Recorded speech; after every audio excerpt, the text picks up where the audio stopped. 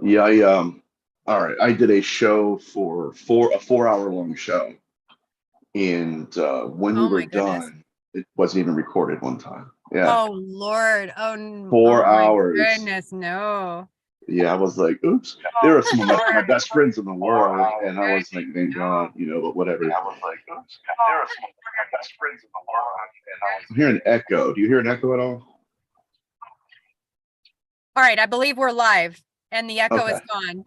Awesome. Awesome. Cool beans. Cool beans. Hi, Nathaniel. It's so good to have Hello. you live with me today. How are you, sir? I am doing well. I'm very excited to be with you and yours and get into my research. And like I said before, it's always a pleasure being on a new show. So, and meeting new people.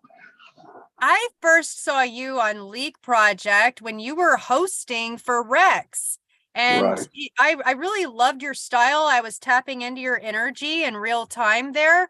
And I was like, man, I got to reach out to this guy because he's got some like differing viewpoints than me, but I'm like real interested. I'm like leaning in and I want to know Right. more.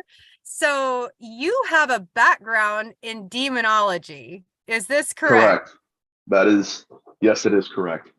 Absolutely. So it says here that you're an author, and the name of your book, The Skin That Crawls, that kind of makes my skin crawl just saying that. I love it.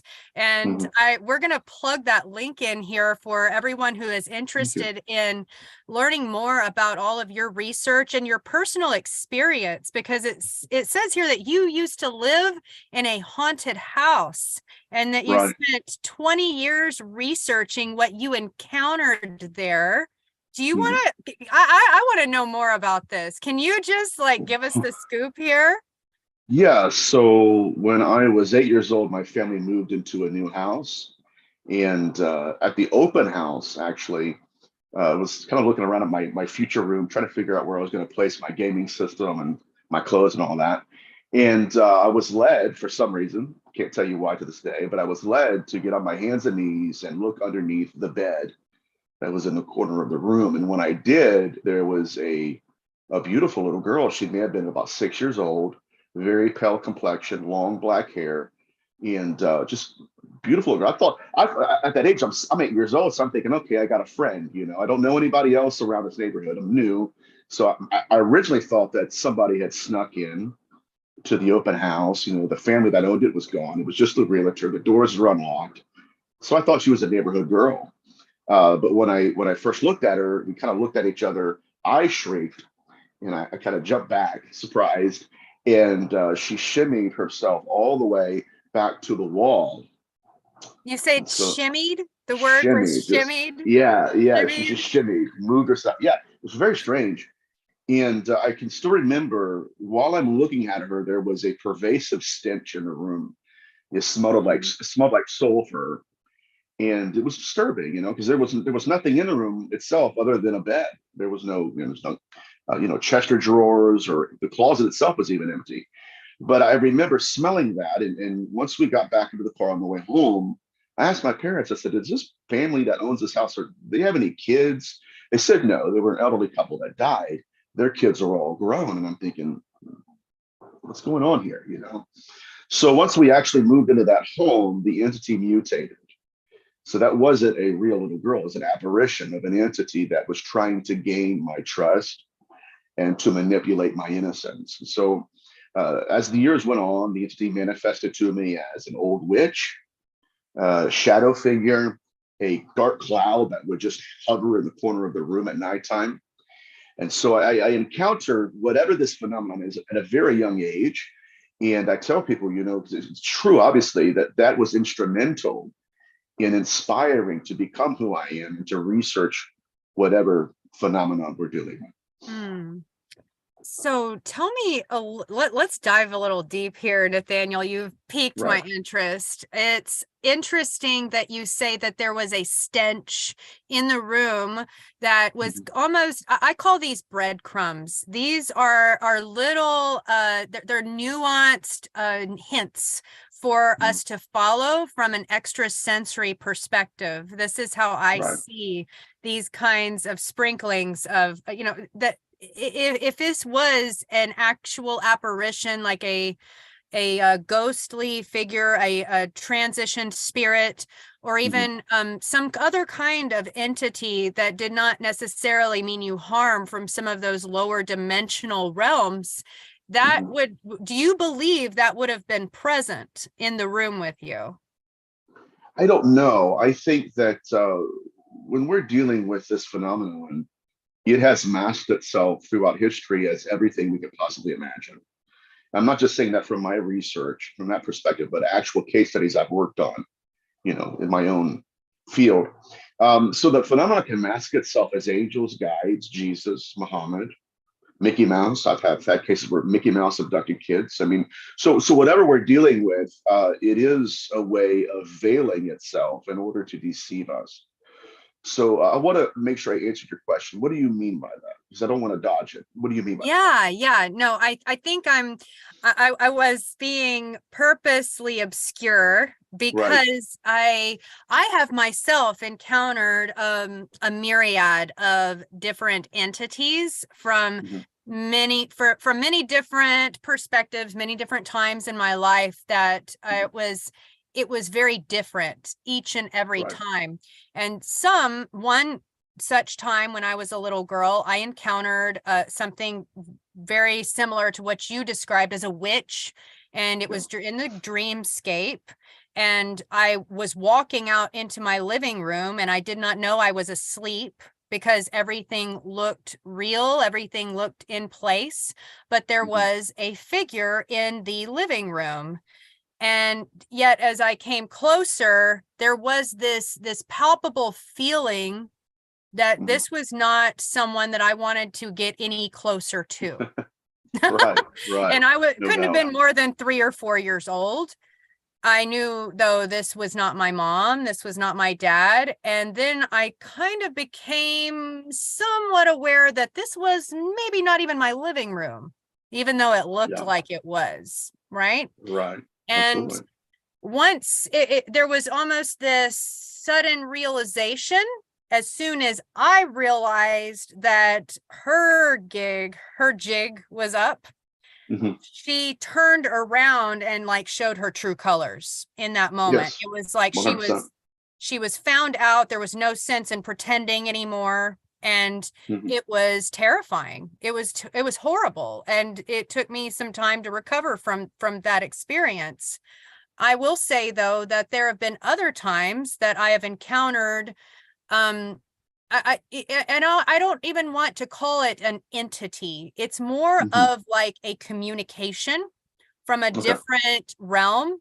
I'll just come out and say that my brother, he transitioned in 2015. He took his own life. And Mhm. that was a very difficult time for me and my family. And we were raised in an agnostic slash atheist household. We didn't have any belief system that kind of carried us through this transition ourselves, right? But I Mhm. will say that I have received a multitude of messages from him from the Okay. other side. But I believe what you're saying is that oftentimes these entities will masquerade as our past loved ones. And that's actually what made me tune in to that Right. interview that you were conducting with on Leak Project, where you were divulging that information that there are people that have been hoodwinked by these Right. entities. Yeah, it's a terrifying reality we live in. But the case studies evidence that fact that, I mean, like Ted Rice was a famous psychic. He was a spiritual healer. And for decades, he thought that his guide was his deceased mother. Mm-hmm. And so he's getting these messages, and as accurate as many of them were, because that's the litmus test, right? That's it. Well, if they're right, and that means that this entity is actually who it tells me it is, which is not very true. We'll get into that here in a little bit. But yeah, and so for 26 years, he's getting messages, and until that entity asked him to do something that went against his mother's religious creed, that's when he started asking the relevant questions. Wait a minute.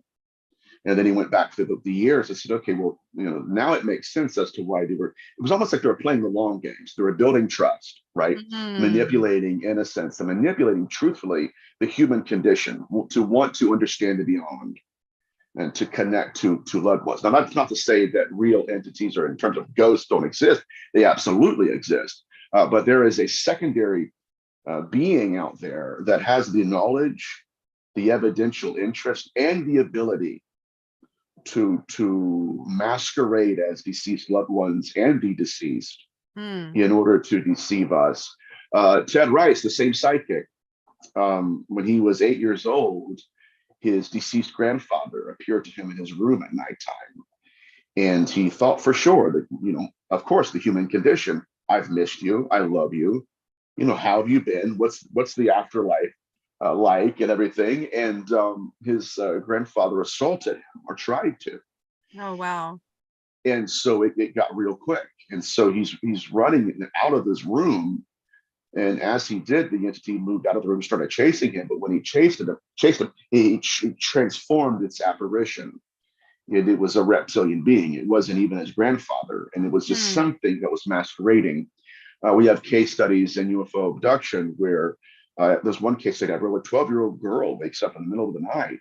And she wakes up because she hears what she thinks is her mother calling her name. Come out here. Come out here to the living room. And so, of course, she's young and innocent and has absolutely not prepared for what she's about to deal with. And so she walks out into the hallway and she looks into the bathroom. All the lights are off. Her eyes adjust to the darkness. Both of her parents are in suspended animation. Their mouths aren't moving. But again, she hears the voice of her mother. That's when she turns into the living room. And in the shadows, there was an entity. And that was who was calling her out. So what I've learned in my research is that a lot of times, not only can these beings masquerade as ghosts, but they do so in order to bait us, to invite us in.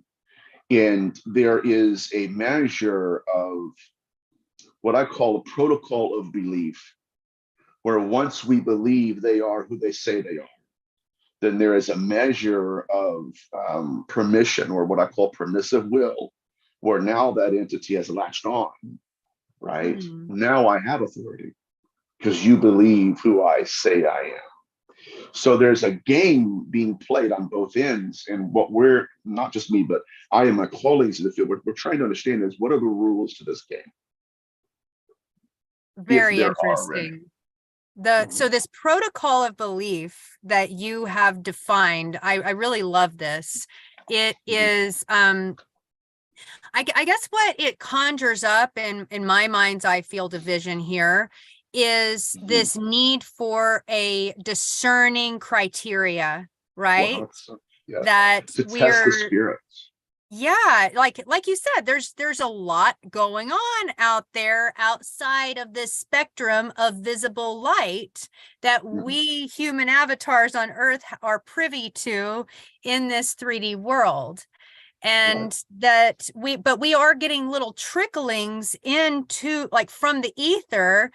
And as we open up more of our intuitive extrasensory abilities, which I absolutely believe that we are doing as a collective, more is flowing through. It's almost like we're turning the faucet on a bit higher, right? Correct. But what you were talking about, tell me, it's a protocol of belief. Okay, so right. How many differing kinds of entities would you say from your research are we encountering from beyond the veil? I don't think we know yet. I think that, I'm a proponent of what's called the unified field theory. I think that all of these negative entities are coming from the same source. I think so. People would like the number one question I'm often asked on shows, okay, do you believe they're aliens or demons? I believe they're neither. Right. I believe these are masks, and that something else is in the shadows that is manipulating us based upon our belief systems, our perceptions of it. And, so is it demonic? It's more than demonic, because that term has certain attachments to it that limit that concept. It has to be Catholic if it's a demon. That's one thing I've learned in my field, right? Or if it's alien, it has to be extraterrestrial. It can't be interdimensional. And so what it's doing, though, is it's playing us. It's gaslighting us into these two fields of research. Meanwhile, the true phenomenon, whatever it really is hiding from us in the shadows, right? Yes. Manipulating both fields, because because watch this, people that believe it's aliens do not believe it's demons, and vice versa. If it's not demons, well, it has to be aliens. So they've not given themselves the intellectual ability to think beyond, right? To where they suggest, okay, possibly there's a third option here that we do not yet have the vocabulary for.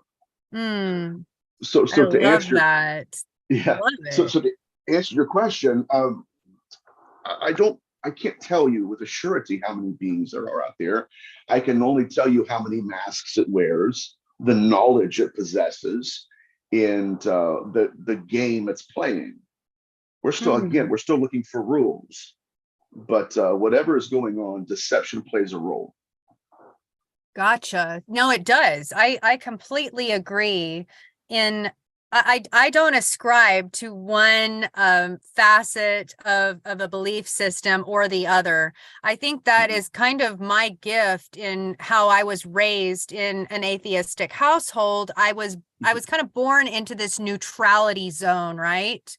Where, Right, this train of thought, this spiritual philosophy, sure, it's interesting and it entices me. I want to know more, but I don't ascribe to any one correct, thing. And I think that gives me a level of discernment that others are not able to tap into because of the belief systems that they're conditioned into from early childhood. And absolutely. that is, I think that I know that I have encountered, or my family has encountered, apparitions, transitioned loved ones that they did not know that they were necessarily in the room with us. And maybe you can clear up what this term is, but it's almost like it's a hologram that Mhm. is replaying almost like a recorded video over and over Right. again in the same space-time parameter. And Mhm. then there's other kinds that are like departed souls that were tormented, either murdered or tortured or some other such terrible lower dimensional frequency that held them, harnessed here in this plane. Mhm. And they are interacting with us humans in real time, not like that recording. These are Right. different phenomenons, though they are both departed spirits, departed Correct. transitioned souls. Is Right. this ringing true? Yes, it does. Now you're talking about a recurring haunting where these things, whatever you want to call them, ghosts or apparitions or mutated, evolved consciousness, where they will manifest almost as a loop, right, at the A same time loop. of the day, right? It just Yes. goes over and over again. Now, there are cases that are deeply troubling because you'll have a family that moves in, and the family that's moving out sits them down and says, "Okay, we got to disclose some information before we sign this contract here. There is a guy named Charlie that, he was murdered in the house. And so he only comes like on Wednesdays at 7:30 p.m. You'll hear his heavy footfall up the stairs and everything. And that's all well and great up until the point that Charlie makes eye contact, Okay. where it stops being a loop, I right? see. So there's a bridge that can There's a be bridge. traveled between Yes. these two. Okay. Interesting. Yeah, and so right, it's the same phenomenon we have with the poltergeist activity, right? And in parapsychology, where a poltergeist is just something that slams doors. Well, what's happened throughout history is we have many case studies, especially Dr. Barry Taff, other parapsychologists, Steve Mera, where upon investigation, yes, there are doors that are slamming at night, but that entity gets tired of slamming doors, and now it's hovering over the wife at nighttime. So Hmm. there's a certain amount of victimology that comes to the fore when these things get tired of not getting enough attention, or if and when they want to execute their plan. And so Hmm. that's when both phenomena start to merge together, and we realize that it's quite possible that what we've been calling, a looping ghost is actually just, again, the phenomenon baiting people, Interesting. wanting interaction, and when it doesn't get it again, it comes back. Does it? It's very interesting stuff. Um, but again, when it starts to manifest, and I'm going to say this, not to be demonetized, when it starts to manifest, especially sexual pathology, that's when you start to realize that there is something very ritualistic in the house. And now you have your hands full because it's never good. So that is you would say that that is a common denominator in Yes, in a lot of these occurrences. right. 100%. Matter of fact, Paul Eno in the Bridgeport poltergeist case, it was in Connecticut in the 70s. They had various poltergeist activities. I mean, at one point he told me personally, he's like, Nathaniel, he said the refrigerator levitated off of the ground and the police officers were freaking out. And so there were a lot of manifestations there that we would consider to be poltergeist activity until 4 apparitional beings, single file line, moved out from the bedroom through the kitchen and squared up with Paulina. That's not just a poltergeist, right? Right. So we have both phenomena in one case. So I think that that especially in demonology, we need to reinvestigate and reconsider the data regarding poltergeists and even recurring hauntings. What are they? Why are they? And is it possible it's just another trap caused by whatever these beings are? How intriguing. We have some really active questions, and folks like in the chat here. I'm going to read these off so that maybe you can help answer some of these Right. inquiries, Nathaniel. So to answer your question, Isabella, I think she hopped on right after we started. Yes, he said that it did smell like sulfur in the room whenever he encountered this little girl that later showed her true colors. Is that right, Nathaniel? Yes, and if I can go into that area real quick, because I want to answer Sure. that question, but I would like to answer it in depth. Now, according to my research, that's not a new phenomenon. That goes all the way back to Mesopotamian texts, even in biblical antiquity. Now, their theory is very interesting because it fits with what we know in parapsychology. They believe that the ghost will often bear the same stench that a corpse does. And so, in other words, the consciousness itself carries the same smell as the body it left. Now, when you get into Mesopotamian texts, Akkadian texts, even in biblical antiquity especially, they would consider that to be an unclean spirit. And so what they would perform are exorcistic rites. Number one, you want to get rid of the entity. And anyways, but my point is that when I was experiencing that 100%, I was not just smelling some decomposing organic matter. That was consciousness, right? And so it carried the same smell of the corpse that it left. And so that was an ancient idea that even to this day we're trying to employ when understanding what we're experiencing. But yeah, the sulfuric smell, smelling like a corpse, and yeah, it's all the above. Gotcha. So Pinkman Michael says, I've been comforted and held by something / someone when I was scared as a child. She, I think it was a she, he puts in parentheses, did not identify herself. And I can say the same is true for me in that I really do resonate with one particular strain that I'm going to pull out here to kind of just magnify here, Nathaniel.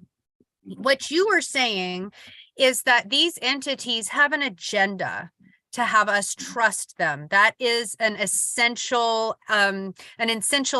ingredient for them to do what they are going to do, what they intend to do. And so we need to trust them. That's like a prerequisite. Now, what would you say of the instances? And Isabella brings up a really valid point here where she asked him, did you feel safe during that experience? So I feel like there's kind of like a split here. Like, did you feel safe? And then ... something else happened later after you were made to feel safe? Or in some instances, like I have encountered, I really do feel like I was enveloped in light and made to feel safe. And then I never encountered that again, which kind of, if we're gathering evidence here, speaks to me of, not the same agenda. Would you agree? Well, not even the same being. I mean, when I was at my haunted house, I reached out to God and I had no idea what I was dealing with. Honestly, I was just a kid.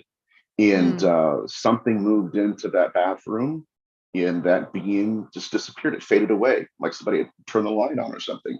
So I'm not suggesting that all of these beings are evil. I think there is a good side that is helping us fight them. But my focus as a demonologist, again, has been on negative entities. mhm. Moving deeper into this, there are case studies where these beings will make you feel loved. I Yeah. think that the one lady in the ufology, I won't name her, obviously, huge in ufology, she said, well, it couldn't have been a demon because it made me feel good. I'm sorry, not even that.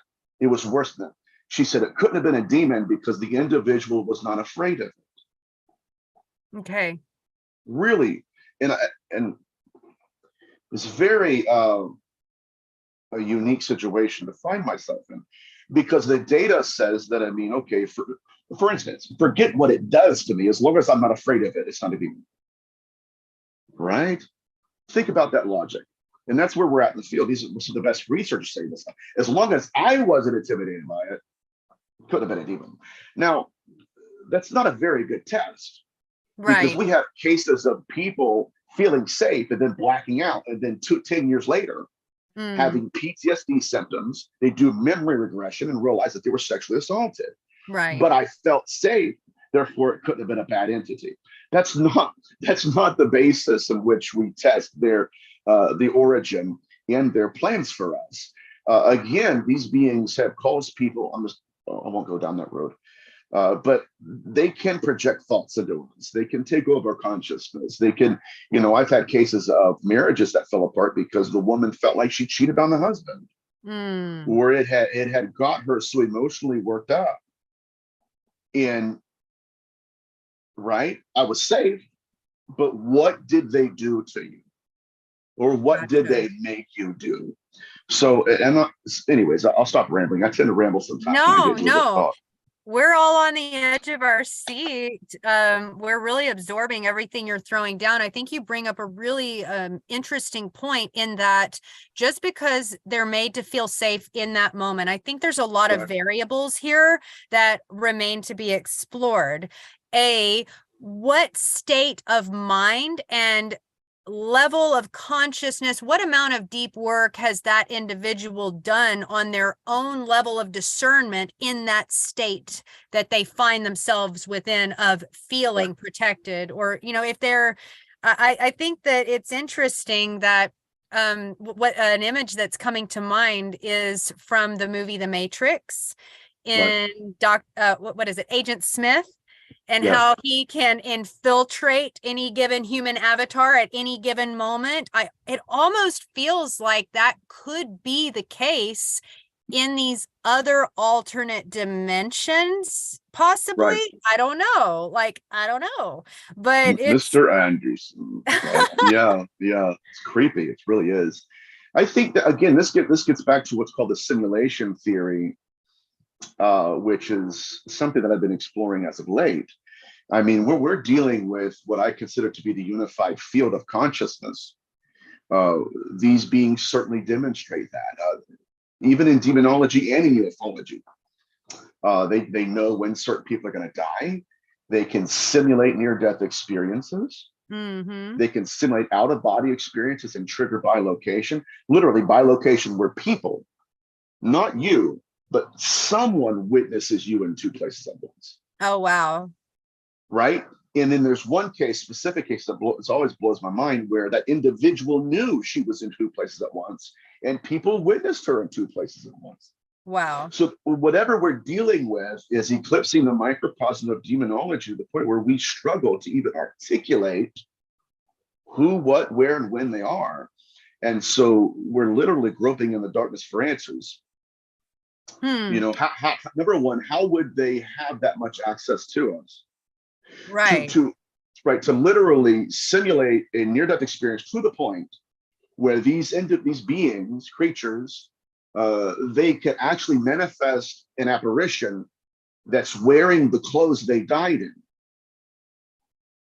Wow. Yeah. Who Crazy. had right? So it's so funny. I was thinking about this the other day. When you take let's say you take your dog outside, right? There's an outside to go to. You are aware of what the outside is. So when they're taking us, there's an outside there. And their knowledge of the outside is what we're struggling with. How would they know? There's one researcher that was in seminary, and he was in the middle of an exorcism with his professors and one priest. And in his mind, he said, "This is a bunch of baloney. This doesn't make any sense. I don't believe it." Well, the entity that had possessed that girl snapped to attention, and just to prove a point, the entity said, "I was there when your father ended his life," and he said, "I made him pull the trigger." Oh, wow. Oh, And I just got chills up my spine on that one. Right, and that's very personal to me because that was one of the spirits I encountered in my youth, was suicide. Very much so. I mean, it was bad. But again, to have that kind of access, right? And we don't. Here's the problem, though: we don't know if he's telling the truth. Now, what we know is the entity knew that secret. He may have pulled it from that individual, right? Or he may have gathered it on his own cognition. But the point is to wield that against a young man, right? Just to prove to him a point. It's sadistic, right? And so whatever we're dealing with, they know things that they shouldn't know. They have access to us as a species they should not have, and it's quite troubling. I know. Even like in the evangelical research field, these researchers are still struggling to quantify whatever these things are, right? Because again, what's happened is that in demonology, the field itself is usually dominated by the leading religious system. And right now it's Catholicism. Right. And this blueprint of demonology is not fitting into Catholicism because they've one of the ways they've yielded power throughout the years, hundreds of years, is the fact that our rites work, our exorcisms work, our creed is right. Up until these beings pull a crucifix off of the wall. Now, this is a fixed motif in the field. If that is a rule that they're supposed to play by, if that is a belief they're supposed to have faith in, then why are they completely disregarding? Right. That's very interesting because I remember my magic and ritual and religion class here at Texas State. I have an anthropology degree, and that was one of my favorite classes. And I remember going over the all about the possessions, and we saw all of the films of all of the cases that were, extreme cases. And there was a criteria that the Catholic Church adhered to when determining whether or not this is a true possession or if this is, just a mentally ill individual that doesn't fit that criteria. And one of those criteria is exactly what you're describing, in that they know things that they shouldn't. This person knows things that they shouldn't know. And that is what, that's usually when the family ends up saying, okay, we need some extra help because this is not my daughter. This is not my husband. This is something else, Something alien to us even. There's something in my son. And in my book, The Skin That Crawls, I talk about fleshly eyes with ghostly vision. Right, to where actual human beings walking amongst us, but with the consciousness that's looking through their eyes. Okay. There's something, right? And even when you get into serial killer pathologies, it's almost like when you're like interviewing them, sometimes the being will look around just to make eye contact. I don't know why that's delightful. I know that sounds sick and terrifying. It's crazy. It's crazy, really, when you think about it, because so there is something that's invading us with the impossible. But again, it's eclipsing demonology. I had a case study. You probably have heard this if you watch any of my shows. It's about a remote viewer who he was famous in his local town, and he would go out of his body. He would meet his guides, and he would have a password. And so, if they knew the password and he knew the password, that's when they realized, okay, you're at the right place at the right time with the right beings. Well, one day he did everything according to plan, right? He checked all the boxes, and he was in, this is going to sound like an abduction account. He was in a metallic room, and these creatures, his guides, had flanked him on the right and left sides. When he went for the password, they just looked at him like, what do you mean, password? And so that's when he realized, wait a minute. They literally appeared as his guides, same shape, same protocols, everything, up until the mask had to be removed. And this gets very dark very quickly, but I need everybody that's listening to pay attention to this. This will change your perception of the phenomenon instantaneously. When they manifested as who they were, it was so completely terrifying and inhuman that when he slammed back into his body, the son told me personally, he said, my father stumbled down the stairs. He was pale. He was crying, and he couldn't talk. He had a massive heart attack, nearly died. When they got him in the hospital, they had to take his shirt off, put him in a robe and everything. As they were taking his shirt off, from the subdermal level of the skin, underneath the skin, not the surface down, from underneath to the surface, these beings had carved from the inside out 3 religious amulets. And they were able to determine that from Yes. from some kind of imaging. The picture. Yes, I have photographs of it. But Wow. the son was, he said, Nathan, he said, because I did a lecture one time on symbolism and how these beings will carve things underneath people's eyelids. So he got a hold of that. He's like, you got to talk. So he said essentially that there was a burning sensation that his dad described, and then they could see the shapes from underneath moving to the surface. Now, here's what we have a problem with, and this is, I don't know, it's very interesting. Number one was a Star of David from the Jewish faith. The other one was a cross from either Catholicism or Christianity. The one that disturbs me the most was an arching Egyptian hieroglyphic. Okay. Now, this soul to skin relationship is something that is pervasive in the field. The question that I've been wrestling with, because there's other data that suggests that they're doing it to the soul that's manifesting through the body to the surface of the skin. Why are they playing by those rules? We don't even play by those rules, right? You will not see a priest using Egyptian hieroglyphics to deal with entities. But the rules they're playing by is so completely alien or different to our world that we're still trying to understand. Why would they do that? Now, can I go deeper with this? Is this freaking anybody out with? No, everyone is loving this. It is, let's see, fleshy eyes with ghostly vision. Very interesting. They say it's unfortunately not a one size fits all. And yeah, having that access is troubling. And let's see, the crazy thing that she's recently learned from working with entities and expelling negative energies since she was 5, that every entity has a different weakness and a unique way to remove them. Do you find this to be the case? Yes, and unfortunately, there's no one size fits all answer like that individual suggested.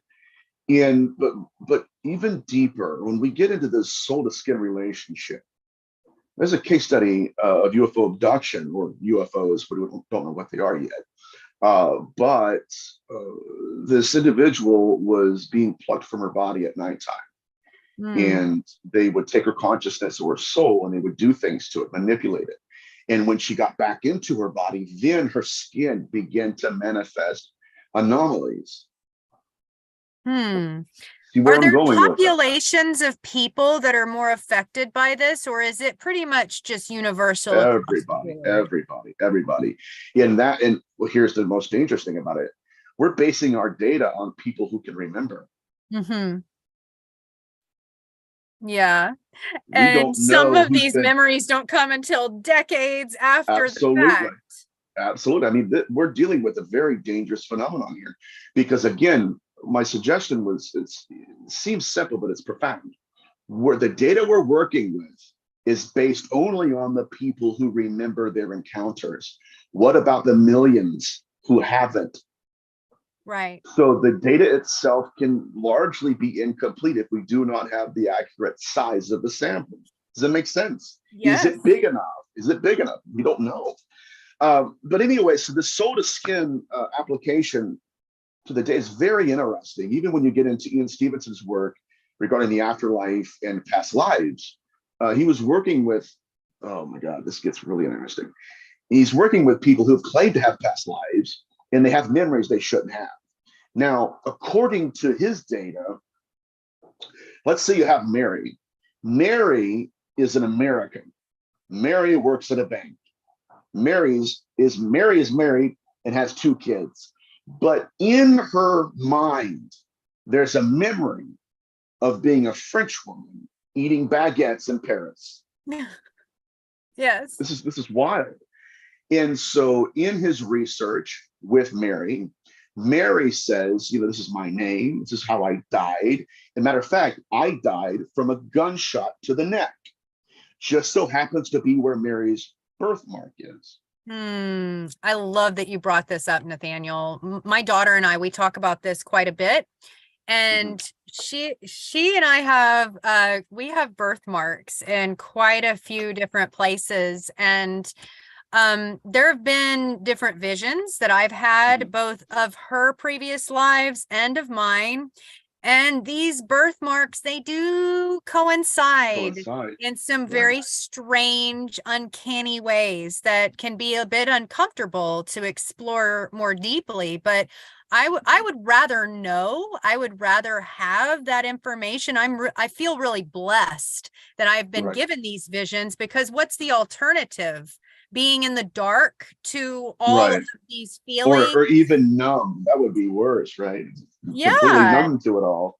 Yeah, absolutely. Like I saw something and then I shut myself down because that was too much. I think we need to progress with this element of bravery forward as the human collective, to learn as much as we can. And we're never going to necessarily know the entire spectrum of it. We obviously don't have the access that these entities have yet.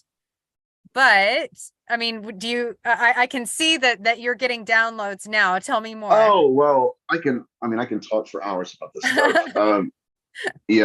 Well, where are they coming from? What do they know? How do they get their information? Because it's certainly not even, so one hypothesis in the field was, well, they just hack the brain. They read the mind of the person that's in front of them. That's not true either. So what are they doing? But this hypothesis is very interesting. Because the question arises, does the body look like the soul?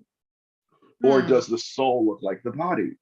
Because another aspect of Ian Stevenson's research was that when Mary told him who she used to be, he would often find a picture of that individual. And there was almost a mirror to mirror similarity. Resemblance between them. Resemblance, yeah. And they were, so they even looked alike. So this gets back into the idea of the afterlife and having past lives. If there's a mirror to mirror resemblance, then we've got to start asking more important questions like, okay, does the soul affect the body in what way? Right? Is the soul actually a mirror of the body? That kind of whole thing I spoke about earlier. But going even deeper, even when you get into hauntology, I've had cases where I had one case, I won't mention her name, but both her and her daughter were scratched she was experiencing a malevolent haunting. And at first, again, it's the same phenomenon where there was a burning sensation, but underneath the skin, these scars and anomalies begin to manifest to the surface. The question has to be asked, are these beings affecting us on the soulish level?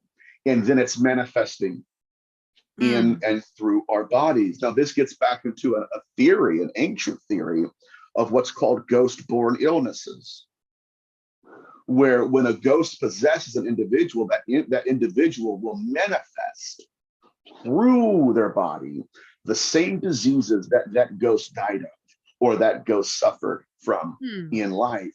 This is why in demonology, at least in antiquity, especially Isaac Luria in the 13th century, when he would lay hands on a person possessed, he would curse the sickness by cursing the entity inside of that individual.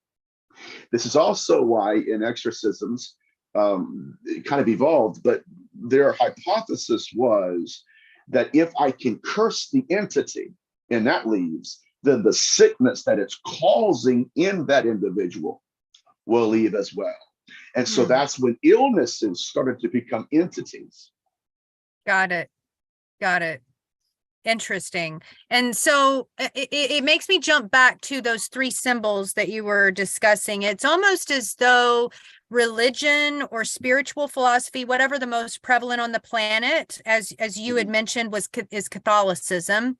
That's like a template for them to gain access into our consciousness, because it's something that a very large amount of the human collective is ascribing to simultaneously, which gives it power. Would you agree? 100%. And it's another protocol of belief. There is something organic and spiritual about our species that it manipulates. And in order for it to manifest, it manipulates.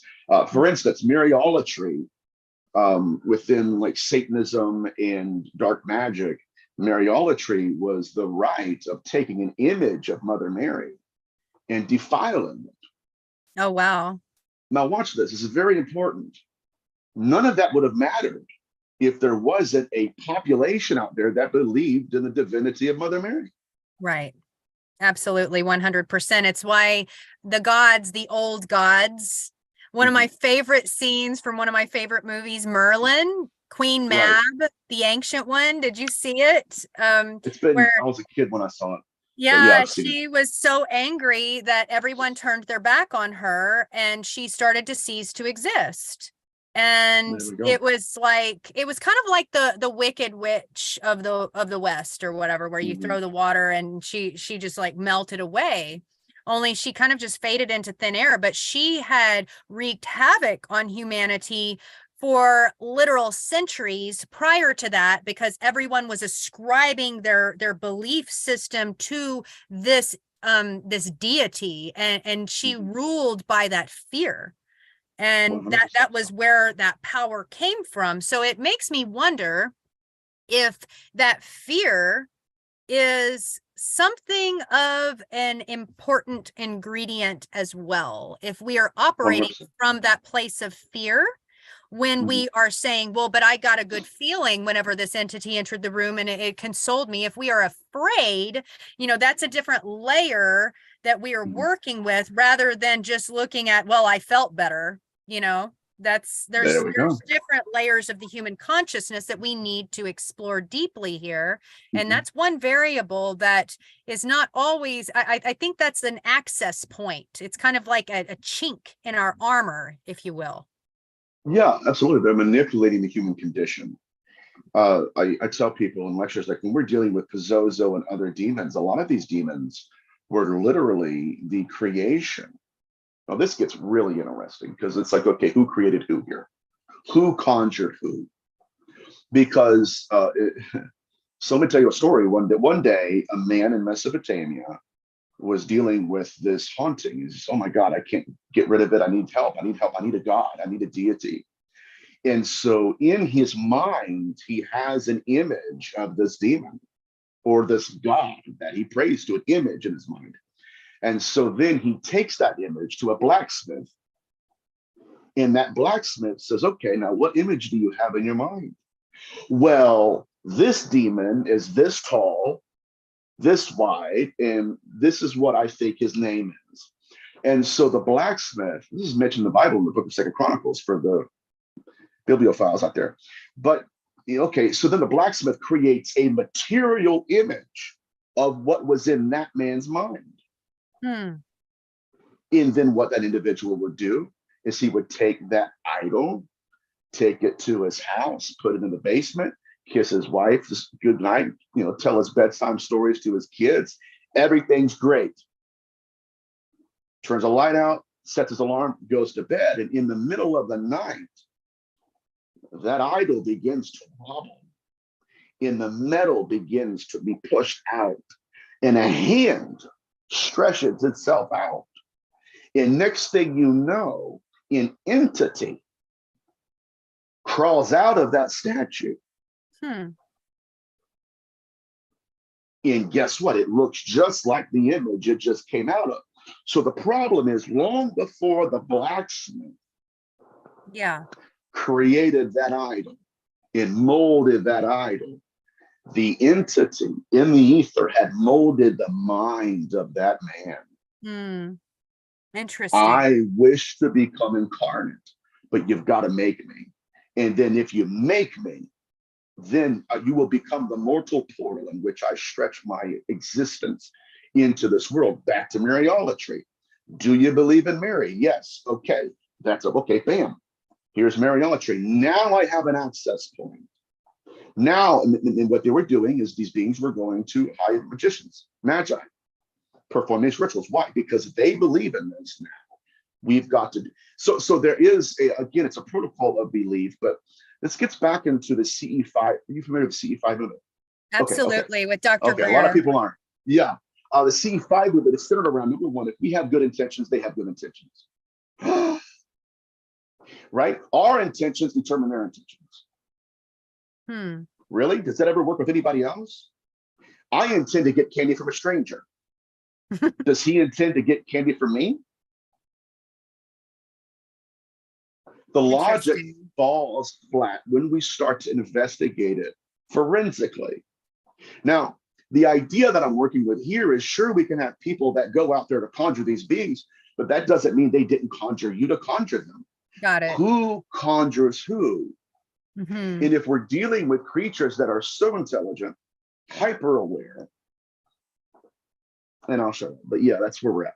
With more access to more of the spectrum of consciousness and like more than the spectrum of visible light, it kind of just drives home for me.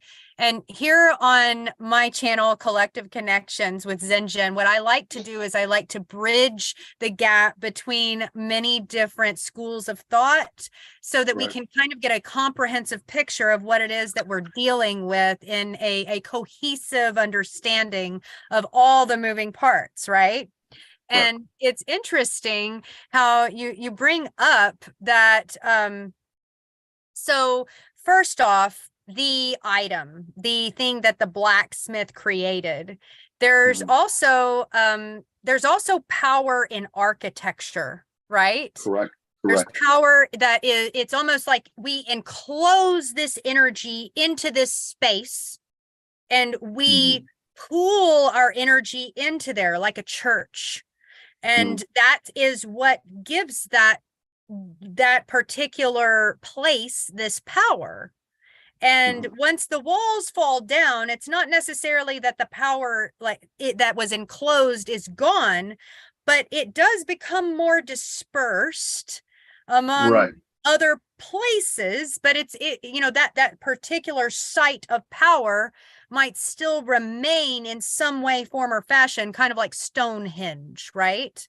Correct. And it's also kind of speaks to what we're dealing with respect to the exponential increase of technology with what we're dealing with AI. I feel a lot of these phenomenons are increasing with, and I feel like it is a direct proportional increase with these other increases in the human collective experience. And it's like what you said, that they can impersonate us, that they can impersonate us after we've transitioned. They can impersonate us while we're alive.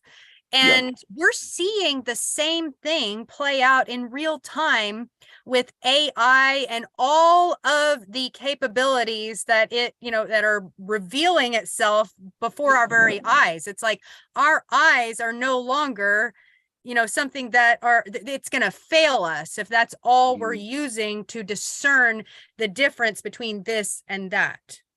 Right. See, we see with our vision, right? And what they've been doing is they've been appearing to our vision as a way to manipulate us. In other words, we have not been trusting our gut. There's a secondary ability of ours to interpret the data to, okay, like you said, oh, this doesn't, ooh, I don't want anything to do with it. Now, my eyes may see a deceased person. Yeah. Right. But what is using that as a mask? And I've done that with individuals. Especially with suicide, I've been in front of people, bam, you think it's this, but it's actually suicide. And when you get down to it, then it had masked itself. I had a case where I was at dinner one night, and I enjoy smoking cigars and reading. And so one of my buddies, it was my me time, right? Just hanging out with myself. And a buddy of mine comes up and says, okay, there's a girl that wants to talk to you about some situations in her life. And, she heard about what you do. She's a good friend of mine. So I figured I'd introduce you. So I said, all right.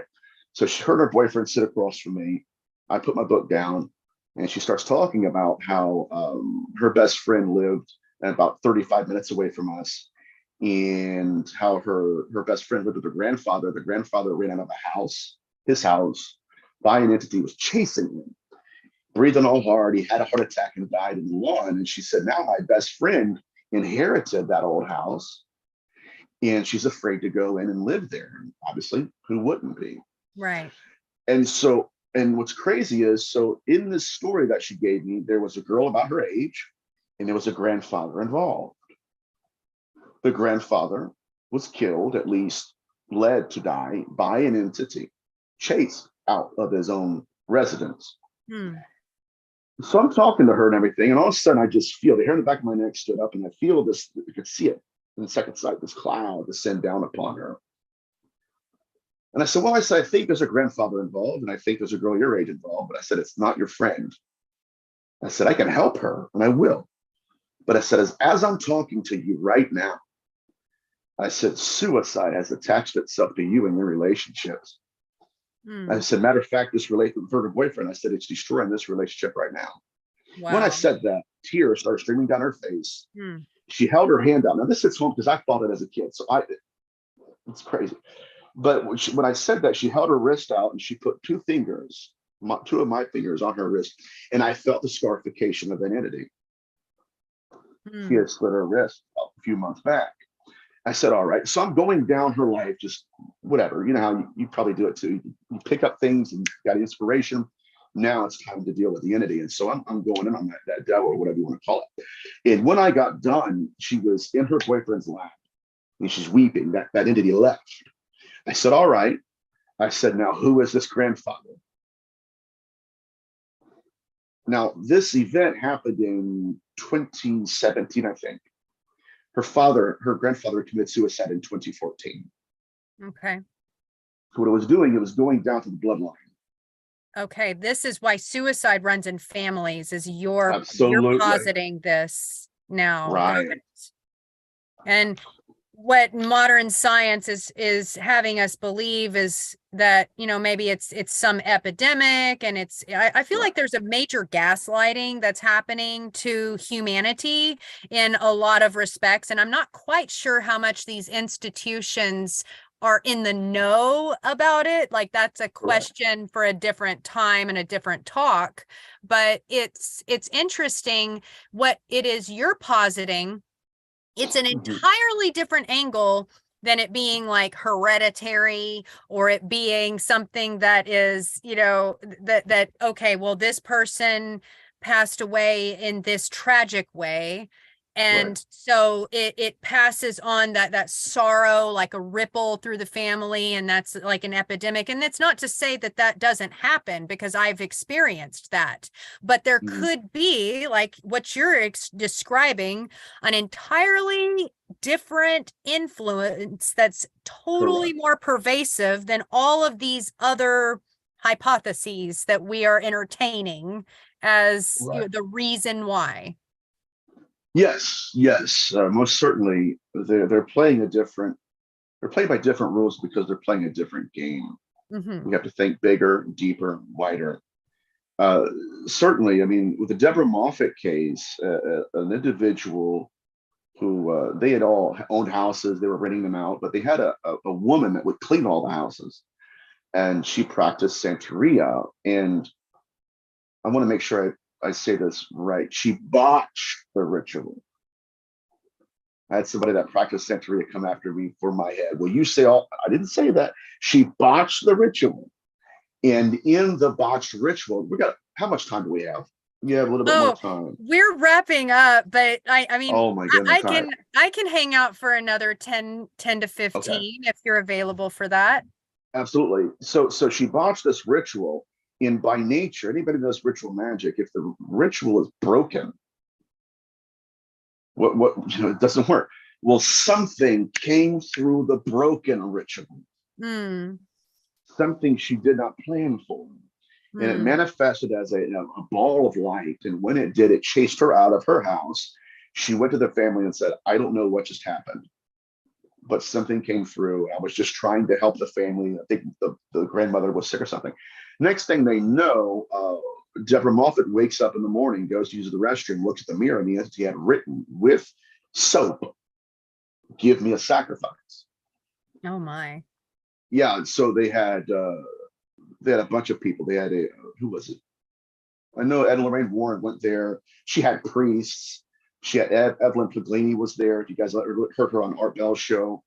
But the entity wanted a blood sacrifice, and he was apporting things in the house to actually, perform this rite.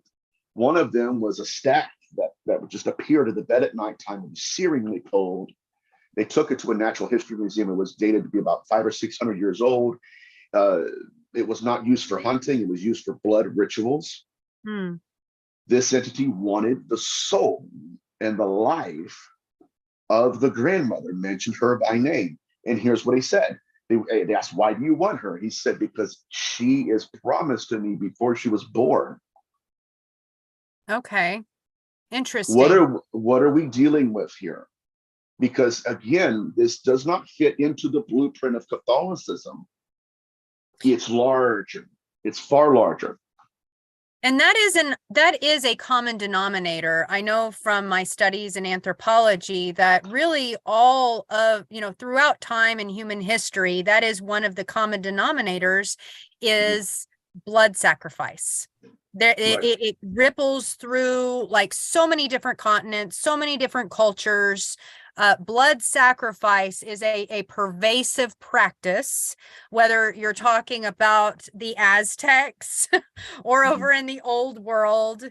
And it makes you kind of start to, connect this dot to that one, and Right. it transcends time as well from, ancient human history to present day contemporary experiences, which is really like, I think that is the key in, connecting the dots that of all of these question marks that it's raising is what are the common denominators.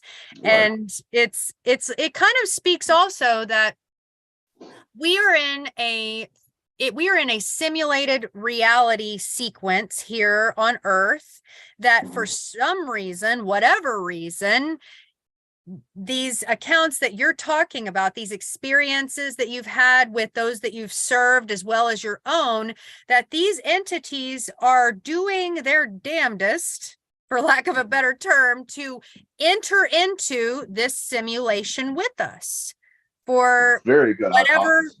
right? Like that. And I've always believed that since I heard this described, it resonated. People believe that our soul is inside of our body, whereas I believe our physical body is housed inside of our soul. This is Right. really, I mean, this is supported in evidence from, all of, the chakra work, the energy field that's now measurable with instruments, that this physical human form that is discernible with the naked eye is only but a single little piece, a little facet of what our body actually looks like.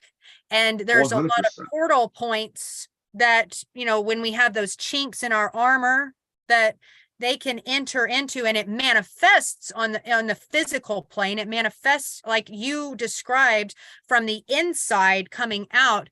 But I feel as though the access point was through that energetic body first. Right. Would you agree?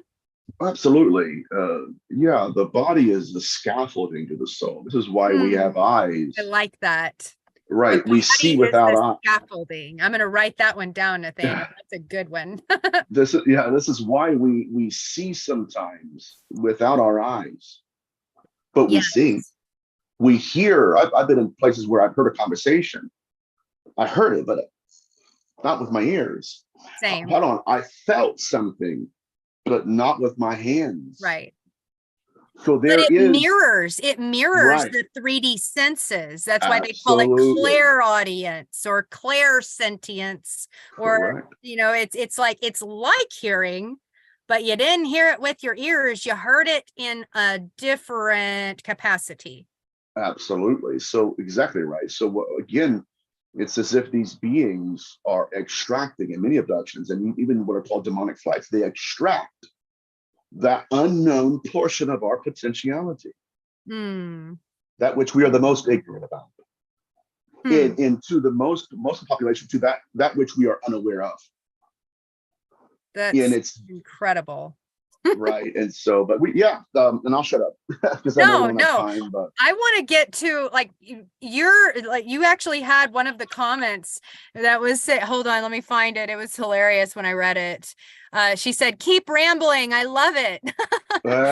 Everyone has enjoyed this conversation so much. I'd love to have you on again, and we could go a little bit deeper into some of these concepts that I really feel like we only skimmed the surface of, Nathaniel. It's correct. Like you said, we could talk for days about this. It could be an entire summit, you know, and this, I'd like that. Yeah. The same person, Isabella, who's tuned in since the beginning, she said, "Is there a part 2 coming soon?" I think that would be in the cards for us. I think that is called for. And 100%. Yeah. I'm going to ask a couple of questions from those who have tuned in. We've had the same folks tune in the entire time with us, Nathaniel, and I want them to get the chance to ask some questions of you before we hop off and end this live. Bobby Joe, she says to keep filming. I wish that we could do this all day long. Let's see. So Pink Man Michael asks, are symbols, are those the access points? Perhaps what he's referring to is that that idol constructed by the blacksmith. Right. Well, when we're dealing with symbolism, we're dealing with the simplification of language, the impartation of culture that is transcendent to us. So there's something there. Now we get into psychology. What we're dealing with is the iceberg effect. So when you're looking at the iceberg, that's the symbol. But what it represents is underneath the water. Something. Snap. Do what? I said, "Oh, snap." Yeah, right. Because that's what we're seeing now in Father Sinistrari's work, Franciscan priest. He was dealing with people who were being accosted by entities, and these entities, like serial killers, were carving their symbols underneath their eyelids. So what we're ignorant of is that's called the imprint of culture. We see the imprint. We're ignorant of the culture. Now, again, if that's the case, then I'm led to believe that the imprint was not for us anyways. Oh my God. It was for them. Because to this day, we still don't know what it means. So if anything, their sexual pathology, their victimology, the way they treat humans is like a serial killer. I will mark bodies that are going to be buried. Why? It's not just symbolism, it's the branding of the body. And here's my point. If we don't even know what that branding means, then it's not for us. It's for some other being, or it's for that entity to look at the body and recognize that's mine. Interesting. Okay, so that brings me to like one more question, and this is my question. You're talking Mhm. about serial killers. I couldn't help myself. So whenever we are, whenever we're dealing with an actual coined sociopath or psychopath, Mhm. Nathaniel, where's the intersect here? Is there an intersect? Are these Mhm. people not truly in control? Are they possessed? Are they inhabited? Are they influenced? Is that what's happening? Many of them are. For instance, I have a good friend that was in contact with the BTK killer, Dennis Rader. Okay. And Dennis Rader, they were exchanging numbers, not numbers, I'm sorry, letters. And he would sign at the bottom of his letter to my friend Rex, and he would draw a bunny rabbit. Now, Hmm. mind you, this man has no reason to lie. He's in prison for life, Yeah.